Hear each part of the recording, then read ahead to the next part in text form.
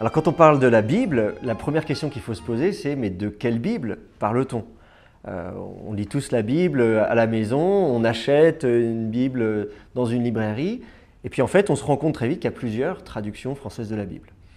Et ces traductions françaises, elles divergent parfois. Je prends un exemple dans Proverbes chapitre 10 verset 22, si vous lisez la version second, la nouvelle Bible second, vous lisez « C'est la bénédiction du Seigneur qui rend riche, il n'y ajoute aucune peine ». Et puis si vous ouvrez ce même verset dans la traduction œcuménique de la Bible, la Tob, eh bien vous lisez à peu de choses près la même chose, c'est la bénédiction du Seigneur qui enrichit, pas de problème. Et puis la deuxième partie est différente, et le tourment n'y ajoutera rien. Et là on se dit c'est pas pareil. Dans la version seconde, on nous dit que Dieu n'ajoute aucune peine, il nous bénit, il n'ajoute aucune peine. Donc on peut se dire, une fois qu'on a la bénédiction de Dieu dans sa vie, eh bien rien de mal ne peut nous arriver qui viendrait de Dieu. Donc si on a des problèmes dans notre vie, ça ne peut pas venir de Dieu. Et ça, toute une théologie peut découler de cette affirmation. Alors que si vous prenez la traduction œcuménique de la Bible qui dit « le tourment n'y ajoutera rien », c'est-à-dire qu'une fois que Dieu nous a bénis, ça ne sert à rien que par nous-mêmes, par nos efforts, nous essayons d'accroître encore cette bénédiction. On ne peut pas mériter la bénédiction de Dieu. Rien qu'en comparant ces deux traductions françaises de la Bible sur ce même passage, on se rend compte déjà de toute la complexité de la lecture et de l'étude de la Bible. On se rend compte également que c'est difficile de rendre en français quelque chose qui est exprimé dans une langue ancienne, l'hébreu, l'araméen, le grec, qui sont les langues qui ont été utilisées pour rédiger la Bible. Alors ces traductions françaises de la Bible, dont on vient de parler, la seconde, la Tob, ce sont les traductions les plus courantes aujourd'hui. Ce ne sont pas les premières traductions françaises. En fait, les plus anciennes traductions françaises complètes de la Bible datent du XVIe siècle de notre ère. Le XVIe siècle, c'est une période très importante parce que c'est la période de la Réforme. C'est une période où un certain nombre de responsables religieux ont pour désir, notamment Luther, Calvin, ont pour désir de donner accès aux textes bibliques au plus grand nombre. Ils veulent que les croyants puissent lire eux-mêmes la Bible. À l'époque, la Bible elle était traduite en latin, alors il fallait connaître le latin pour pouvoir la lire. À partir du XVIe siècle, il y a des traductions de la Bible qui sont faites dans différentes langues, et notamment le français.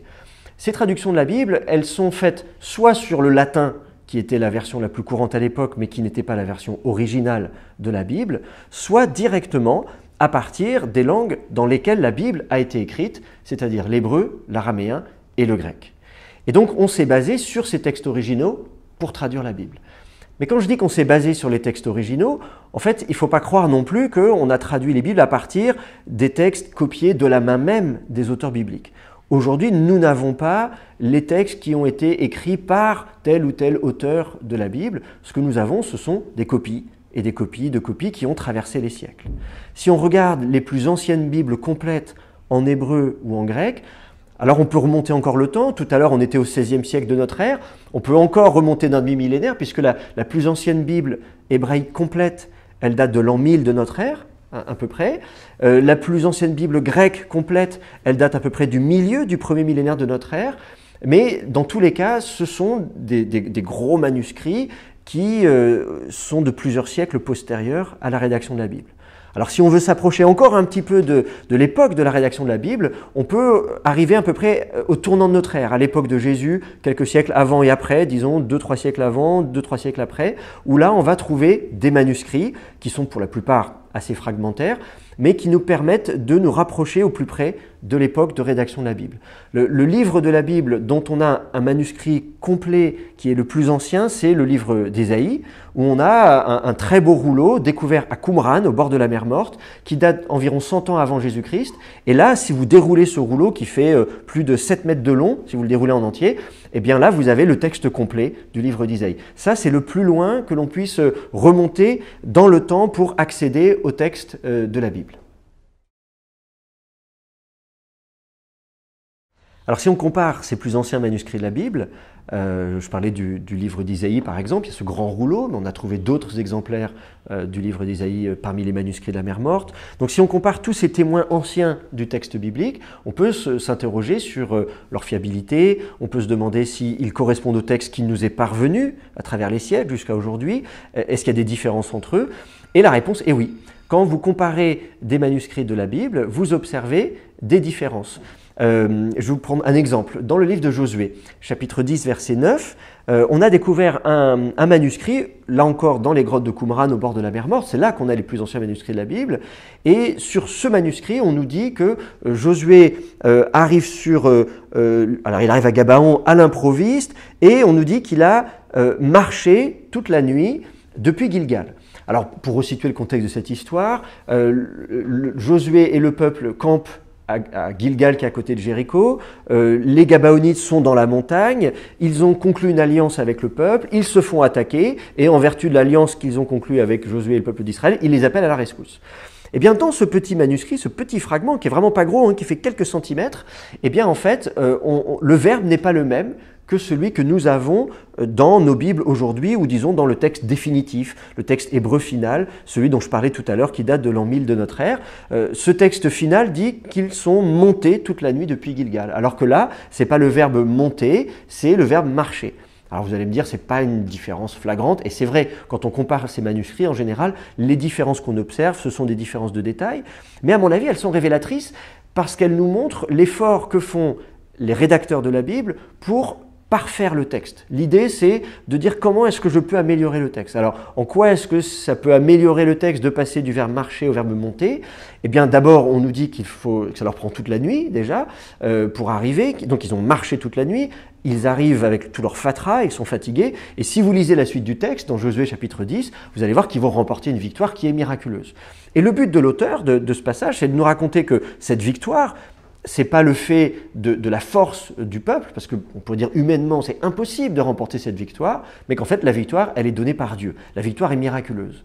Et donc, si non seulement le peuple a marché toute la nuit, mais qu'en plus de ça, ça montait, il y avait du dénivelé, c'est encore plus prodigieux, c'est encore plus impossible, ça montre encore plus le caractère miraculeux de cette victoire. Et c'est pour ça, à mon avis, qu'à un moment donné, un rédacteur a dit « je vais remplacer le verbe marcher par le verbe monter ». Et il a raison par ailleurs, parce que si vous allez visiter les sites archéologiques sur place, vous verrez que Jéricho, c'est à 200 mètres à peu près sous le niveau de la mer, donc on est vraiment très bas, dans la plaine. Et Gilgal, c'est en altitude, on est au moins à 800 mètres d'altitude, il y a plus de 1000 mètres de dénivelé si vous voulez. Donc, je ne sais pas si vous avez l'habitude de faire de la montagne, mais vous verrez quand même, il faut le faire, 1000 mètres de dénivelé, de nuit, avec toutes ces armes, tout ça, on se rend compte que c'est quelque chose d'assez exceptionnel.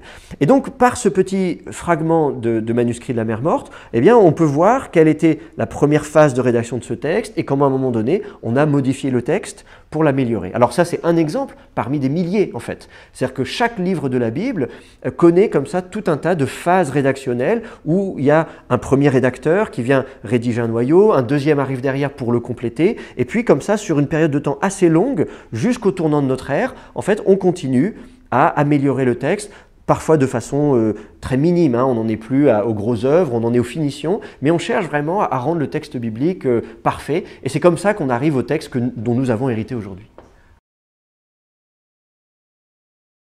Alors quand on compare ces données matérielles, et là ce que je vous présente c'est les faits, c'est la documentation, on peut du coup se poser la question de l'inspiration des Écritures. Non mais si Dieu a inspiré ces textes, comment se fait-il que quelqu'un s'amuse à remplacer un mot? Aujourd'hui, on ne se permettrait pas de faire ça. Moi, lecteur moderne de la Bible, je ne vais pas dire tiens, allez, je vais remplacer tel verset par tel autre, je vais le déplacer à tel endroit, ça sonne mieux comme ça. On n'a plus ce regard sur le texte biblique. Mais à l'époque de la Bible, jusqu'au tournant de notre ère, on le faisait volontiers. Et à mon avis, ça n'a rien d'incompatible avec la notion d'inspiration du texte. On pense vraiment que ces écritures elles sont d'origine divine et que les rédacteurs ont cette mission de transmettre cette parole à leurs contemporains, mais en même temps, cette parole, elle est véhiculée par une langue qui est humaine, qui a son propre génie, chaque auteur a sa propre façon de s'exprimer, il s'adresse à ses contemporains dans des mots qu'ils comprennent, et donc ils sont vraiment les artisans de ce texte, ils sont les véritables auteurs de ce texte, ils sont, me semble-t-il, conscients de la mission qui est la leur, mais c'est précisément parce que le texte est inspiré, précisément parce que le texte doit avoir une certaine autorité dans les communautés religieuses, qu'il faut faire en sorte que le texte soit exempt d'erreur, il faut le parfaire, il faut le parachever, et c'est précisément parce que ce texte a cette autorité qu'on vient le corriger. Alors que pour nous aujourd'hui ça semble paradoxal, on dit non, si c'est un texte inspiré, canonique, il y a une autorité, on n'y touche pas. Eh bien je pense que dans l'Antiquité c'est le contraire. Précisément parce que le texte a cette autorité, eh bien on va le retoucher. Avec ces exemples, on se rend compte de la difficulté qu'on a à traduire la Bible en français. Imaginez-vous, mettez-vous à la place de celui qui a pour mission de traduire la Bible en français. Il passe d'une langue à une autre, d'une documentation à une autre, avec des manuscrits qui peuvent avoir des variantes entre eux. Donc qu'est-ce qu'il va choisir? Quel est le manuscrit qui va lui servir de source? S'il y a des différences entre ces manuscrits, de quelle époque il va les prendre, comment est-ce qu'il va lire tel ou tel mot. Il y a tout un tas de difficultés liées à la copie. Par exemple, pour l'hébreu, les manuscrits les plus anciens ne notent que les consonnes.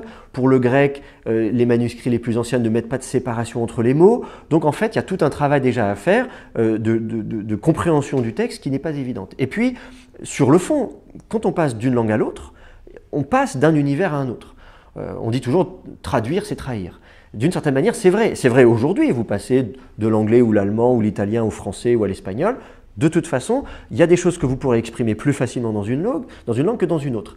C'est encore plus vrai pour des langues anciennes, qu'on connaît de façon partielle uniquement. Il y a des mots qui n'apparaissent qu'une seule fois, on ne sait pas très bien ce qu'ils veulent dire. Et puis d'autres mots, on saisit assez bien leur sens dans la langue source, mais comment les restituer en français? Et ça joue sur tout un tas de mots de vocabulaire qu'on trouve dans la Bible en français. Je ne sais pas, par exemple en hébreu, la transgression, l'idée de transgresser, de pécher, va être exprimée par exemple, un des mots qui est utilisé pour ça, c'est simplement l'idée de traverser. On passe de l'autre côté, donc c'est très visuel, on s'imagine, quelqu'un est passé de l'autre côté, et la repentance est exprimée par un verbe qui veut dire revenir. Et ce sont les mêmes verbes qu'on utiliserait pour désigner, je ne sais pas, parler d'un chat ou d'un mouton qui est passé de l'autre côté de la clôture et qui revient. On va utiliser les mêmes mots de vocabulaire.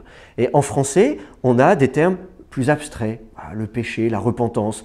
Et c'est vrai que du coup, c'est difficile pour le traducteur de dire qu'est-ce que je vais choisir pour désigner en français ces réalités.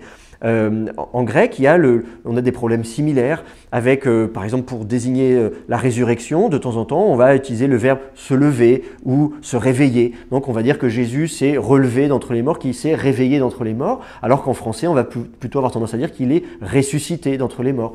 Donc c'est toujours la difficulté pour le traducteur de dire comment je vais restituer dans ma langue, le français, quelque chose qui a été exprimé dans un autre univers, dans une autre culture. La langue, c'est le reflet de la culture, de la pensée. On se dote de vocabulaire pour exprimer sa façon de penser. Et donc, chaque langue est unique et aucune traduction française, finalement, ne peut rendre de façon parfaite toutes les subtilités de l'hébreu, de l'araméen ou du grec. C'est pour ça que c'est utile de pouvoir comparer différentes traductions françaises de la Bible. Et puis, bien sûr, l'idéal, d'étudier les langues bibliques. Chaque langue véhicule un univers qui est le sien, un univers culturel, la représentation qu'on se fait du monde, et pas simplement de la géographie, mais aussi du temps. Par exemple, en hébreu, les conjugaisons n'expriment pas le temps. En français, on a passé, présent, futur, je suis allé, je vais, demain j'irai. On peut exprimer la temporalité directement dans la conjugaison. En hébreu, ça n'est pas possible. On n'a pas ressenti le besoin de se doter de plusieurs conjugaisons pour exprimer le temps. On va avoir deux conjugaisons principales, l'une qui va plutôt exprimer un état, la stabilité, l'autre qui va plutôt exprimer l'action, mais sans la situer dans le temps. Donc on a des aspects, mais pas des temps. Alors il va falloir jouer avec la syntaxe et puis le contexte. Donc quand vous racontez une histoire dans la Bible, l'histoire d'un patriarche, Abraham, Moïse, vous pouvez la raconter au passé. Moïse se leva, il partit, il arriva. Vous pouvez la raconter au présent. Moïse se lève, il part, il rencontre, il dit. Vous pouvez même la raconter au futur. Évidemment, nous on sait que ce sont des histoires passées, donc on ne va pas traduire ça au futur en français. Mais d'une certaine manière, pour les rédacteurs de la Bible, c'est pas ça l'important. C'est vraiment la façon dont on va raconter l'histoire, l'enchaînement des événements, et on va davantage s'intéresser aux circonstances, au contexte, à la ponctualité d'une action ou à sa durée. Donc c'est juste comme ça, voilà, donner un exemple pour montrer à quel point rentrer dans une langue, c'est vraiment plonger dans un univers totalement différent du sien. Le mot Bible lui-même nous révèle la pluralité de la Bible. En fait, le mot Bible en français vient du latin, biblia, qui lui-même vient du grec, et sauf qu'en grec, c'est du pluriel. En français, c'est du singulier, la Bible, une Bible. En fait, le mot lui-même vient d'un mot grec qui est du pluriel, et du coup, il faudrait plutôt le traduire par bibliothèque, en fait. La Bible, c'est une bibliothèque, c'est une collection de livres.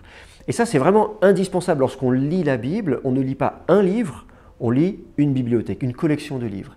Et ces livres ont été rédigés à des époques différentes, par des rédacteurs différents, dans des milieux différents, en employant des styles et des genres différents, pour s'adresser à des publics différents et expliquer des choses différentes. Alors il y a une cohérence d'ensemble. C'est sûr que la Bible, elle est là pour nous parler de Dieu, du rapport de Dieu à l'homme et de notre rapport finalement aujourd'hui en tant que croyants à Dieu. Mais la façon de s'y prendre est multiple en fonction de chaque rédacteur qui va pouvoir utiliser ses mots, sa langue. On disait effectivement, mais on passe d'une langue à l'autre, il y a différentes langues. Eh bien, il va mettre en œuvre sa façon de penser, sa culture, sa langue, son univers pour nous parler de son expérience, de ce qu'il a vécu, de ce qu'il veut nous partager à propos de Dieu et de ce que nous pouvons apprendre, nous, sur cette révélation divine et cette rencontre entre Dieu et les hommes. Du coup, si on met côte à côte tous ces livres qui composent la Bible, cette grande bibliothèque, on se rend compte que certains ont été écrits il y a très très longtemps, peut-être, je sais pas, peut-être même 1000 ans avant Jésus-Christ, déjà on commence à écrire certaines choses, et puis jusqu'à après Jésus, donc sur plus de 1000 ans. La Bible, c'est vraiment toute une bibliothèque qui a été écrite sur plus de 1000 ans. Dans la Bible, on peut observer certains rédacteurs ou certains livres mentionner d'autres livres. Donc on voit que certains auteurs connaissent d'autres livres. Évidemment, la réciproque n'est pas vraie. Si les livres qui ont été écrits avant ne connaissent pas ceux qui ont été écrits après. On peut imaginer que certains livres aient été copiés à peu près à la même époque, mais dans des milieux différents, pour présenter des visions différentes ou des aspects différents. C'est pour ça que parmi cette collection de livres, on a parfois l'impression qu'il y a une redondance. Vous allez avoir, on va vous raconter plusieurs fois l'histoire de David et Salomon dans d'une part le livre de Samuel et puis d'autre part le livre des Chroniques. Ou bien dans le Nouveau Testament, on va vous raconter plusieurs fois la même histoire de la vie de Jésus dans plusieurs évangiles différents. Pourquoi est-ce qu'il y a cette pluralité et ces doublons d'une certaine manière? En fait, c'est parce que ce sont des rédacteurs différents qui s'adressent, soit qui ont vécu à des époques différentes, soit qui ont vécu à la même époque, mais qui s'adressent à des communautés différentes et qui du coup veulent présenter un aspect différent, un aspect particulier, spécifique, et c'est ce qui permet d'avoir cette complémentarité, c'est-à-dire non pas cette opposition. Il ne s'agit pas de dire « Ah, mais alors on va mettre en opposition le livre des Chroniques et le livre des Rois », ou on va mettre en opposition l'évangile de Matthieu et l'évangile de Luc en allant chercher les différences qu'il peut y avoir entre ces livres. En fait, c'est avant tout une richesse, une complémentarité, ça nous montre la pluralité de la révélation divine et de l'expérience de la foi. C'est-à-dire que chacun fait sa propre expérience de la foi et a sa vision des choses. Et en fait, ces différents portraits sont complémentaires. La présence de livres qui peuvent avoir des contradictions, ou même tout simplement le fait qu'il y ait des doublons, on peut considérer que c'est du gâchis de papier à un moment donné. Et c'est vrai que dans certaines communautés religieuses, on a décidé de faire une sélection. On a dit, bah, nous par exemple, pour l'histoire des rois d'Israël, on va prendre le livre des Chroniques et c'est tout. Ou alors pour le Nouveau Testament, on va dire, bah, nous, notre évangile, c'est celui-là. Ou alors on va essayer à un moment donné de faire une compilation des 4 évangiles, ça s'appelle le diatessaron. On dit, bah voilà, on va faire une synthèse pour éviter d'avoir des redites. En fait, toutes ces tentatives, curieusement, n'ont pas bien marché. Manifestement, ça n'est pas comme ça que les communautés religieuses vivent leur foi et ont cette approche des Écritures. D'une certaine manière, cette pluralité dans le texte biblique lui-même n'a pas été perçue comme quelque chose qui pénalise ou qui discréditerait la Bible ou lui ferait perdre une forme d'autorité, y compris quand il y a des contradictions, mais au contraire comme une forme de richesse. Alors après ça, chaque communauté s'est positionnée à une époque en disant bah, « nous, voilà les livres dont nous reconnaissons l'autorité ». On le voit à l'époque de Jésus, par exemple, dans le judaïsme de l'époque de Jésus, tout le monde ne reconnaît pas l'autorité de tous les livres. Bon, pour le Pentateuque, en général, il n'y a pas de problème. Les 5 premiers livres, ce qu'on appelle la loi de Moïse, tout le monde reconnaît leur autorité. En général, les psaumes, à peu près tout le monde est d'accord, mais encore faudrait-il savoir lesquels, puisque quand on regarde les manuscrits les plus anciens des psaumes dans les grottes de Qumran, eh bien, ils n'ont pas tous les mêmes psaumes. Et il y a même certains psaumes qui sont en plus de ceux que nous avons dans nos Bibles ou qui ont disparu entre-temps ou qui ne sont pas au même endroit. Donc, voilà, donc même quand on reconnaît un livre, il y aurait matière à débat. Et puis, finalement, certains vont reconnaître d'autres livres prophétiques, pas d'autres. Certaines communautés vont reconnaître le livre d'Enoch, qui est bien attesté par les manuscrits de la Mer Morte, mais sauf que finalement, nous en Occident, on n'a pas reconnu. Donc si vous ouvrez votre Bible en français, vous ne trouverez pas le livre d'Enoch. Si vous allez en Éthiopie, chez les chrétiens orthodoxes en Éthiopie, dans leur Bible, il y a le livre d'Enoch. Donc en fait, chaque communauté religieuse, du judaïsme ou du christianisme, s'est positionnée à un moment donné de son histoire pour dire, bien voilà, nous, les livres dont nous reconnaissons l'autorité et que nous mettons dans nos Bibles. On appelle ça le canon. Alors quand on regarde les manuscrits les plus anciens, on peut se dire, tiens, est-ce qu'il y a des indices de l'autorité de ces livres? Qu'est-ce qui nous permet de savoir, si je prends par exemple les manuscrits de la Mer Morte, quels sont parmi les manuscrits de la Mer Morte ceux qui avaient le plus d'autorité, ceux qui avaient le moins d'autorité? Est-ce qu'il y a des critères? Alors oui, on peut imaginer plusieurs critères. Le critère le plus simple, c'est le nombre de manuscrits, le nombre de copies. On se dit, bah, forcément, si j'ai 40 exemplaires du livre des psaumes, c'est que le livre des psaumes est vraiment un livre important, alors que le livre de Josué, il y a 2 exemplaires du livre de Josué. On se dit, il n'y avait pas un très grand intérêt pour le livre de Josué. Donc, ça peut être un critère. Mais ça ne peut pas être le seul non plus. En fait, il faut en combiner d'autres. Par exemple, on a des manuscrits qui ont été traduits. On disait tout à l'heure, on traduit la Bible en français, mais déjà dans l'Antiquité, on traduit. La Bible qui a été rédigée en hébreu, on l'a traduit en araméen, parce que certaines personnes, des Juifs ne connaissent plus l'hébreu, mais ils parlent araméen, ou alors ils parlent grec, donc on va traduire en grec pour eux. Et donc, si on prend le temps de traduire un livre dans une langue, c'est qu'on suppose qu'il en vaut la peine. Donc ça, c'est aussi un argument qu'on peut utiliser. D'autres arguments encore, c'est le fait de copier des extraits de ces livres sur des petits objets, notamment ce qu'on appelle les phylactères, les mésouzotes et les téphilines, c'est des petites boîtes qu'on met sur le front ou autour des poignets ou sur les encadrements de porte. Et là, on a des versets. On se dit, tiens, si on met ces versets, c'est qu'ils ont de l'autorité. On a également des commentaires. Parmi les manuscrits de la Mer Morte, on a des commentaires de certains livres. Par exemple, un commentaire du livre d'Habakkuk. Voilà, donc on cite le verset d'Habakkuk et on dit voilà l'explication de ce verset. Et puis on passe au verset suivant. Et donc on fait un commentaire linéaire verset par verset. Ça me prouve qu'on considère que le livre d'Habakkuk a une autorité. Parfois, on n'écrit pas un commentaire dans son entier, mais on le cite. C'est-à-dire, j'argumente, je développe un aspect théologique et je dis, ben voilà, ainsi dit le prophète Ésaïe, et je cite le prophète Ésaïe. Bon, ben, ça veut dire que j'estime que le prophète Ésaïe a de l'autorité. Et on le voit également dans le Nouveau Testament, justement, où les auteurs du Nouveau Testament viennent invoquer l'autorité de tel ou tel prophète pour étayer leur argumentation. Ça, c'est aussi un indice de l'autorité qui était accordée à ces livres-là.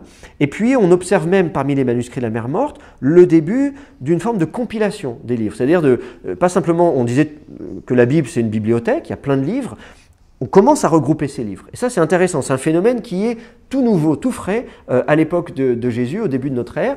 On dit, tiens, par exemple, justement, l'Exode, la Genèse et l'Exode, peut-être on va les copier ensemble sur un même rouleau, l'un après l'autre, parce qu'on considère qu'ils forment un tout, qu'ils n'ont pas simplement une autorité individuellement, mais ensemble. Pareil pour les 12 petits prophètes qui sont copiés ensemble sur un même rouleau. Et ça, pour moi, c'est intéressant parce que c'est assez révélateur de la vision qu'on a de l'autorité des Écritures. Pas simplement un livre individuellement peut avoir une autorité, mais c'est cet ensemble de livres qu'il faut lire et qui va peut-être se compléter, qu'on va pouvoir mettre en dialogue les uns par rapport aux autres, y compris dans leurs orientations différentes, voire leurs contradictions, et que c'est ensemble qu'ils vont pouvoir avoir une autorité scripturaire.